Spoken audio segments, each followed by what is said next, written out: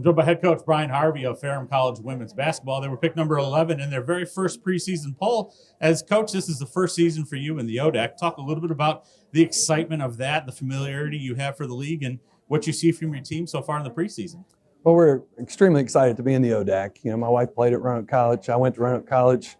Then my wife later coached at Highlands University. So just been around the league our entire life. And just a big, when I went to Ferrum, you know, I think my heart was always with the ODAC, and I think we were always hoping that eventually we would get back to the ODAC. So extremely excited about that, and I think it's going to be great for us. It's going to be great for us in recruiting. I think it's going to be great for our student athletes with travel, and we're just really excited. So let's take a look at a team coached by you. When we step on a floor and watch you play, what can ODAC fans expect to see a Bryan Harvey coached team to play like?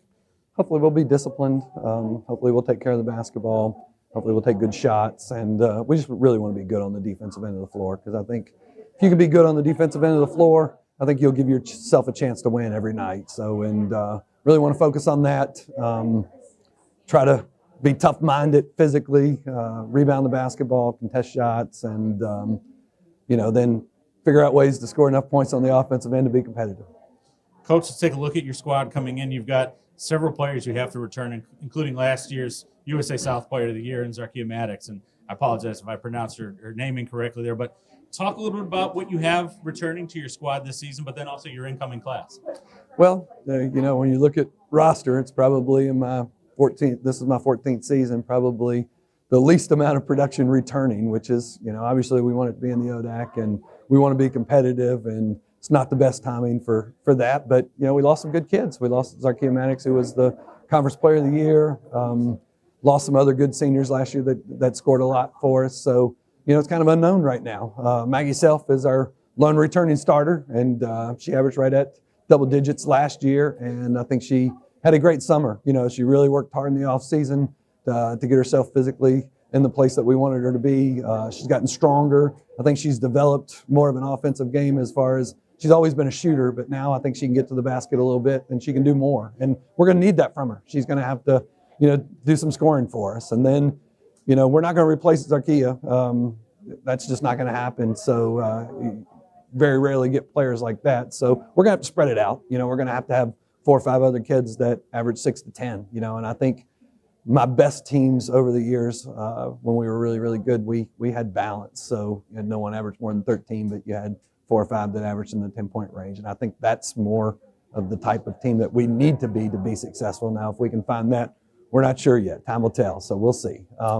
Local kids, J.C. Marvin from William Byrd, guard that I think is extremely skilled, can shoot it, pretty good off the bounce.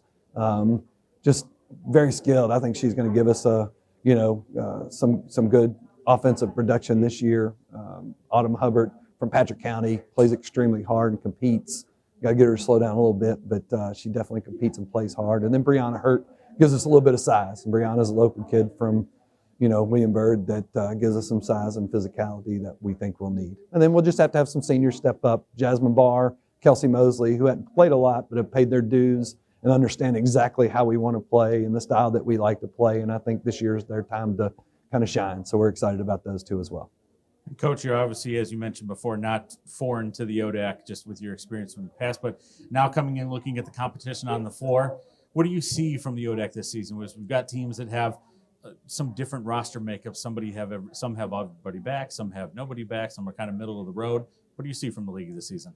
I just see a lot of depth. You know, obviously the top of the league is very strong. You know, when you look at Macon and you look at Emory and Henry and Lynchburg and Guilford and what they've done, you know, the past several years, I think you got really good teams at the top. But then you look at that next, you know, you look at the middle of the league as far as the preseason rankings, and all those teams can play. You know, very, very good. So I think the depth of the league is something that's going to be, you know, something I'm trying to get our players to understand. Whereas in the previous league that we were in, you were kind of top heavy. The top 2 or 3 teams are very good, but then there may have been a little drop off from, you know, 4 to 10. And I don't think you have that in this league. I think, you know, you look at the top 10 teams make the tournament, and you're going to have to play and compete every night if you want a chance to make the tournament. So that's what we're trying to explain to our kids, is you better show up every night, because there's not going to be any easy nights out there.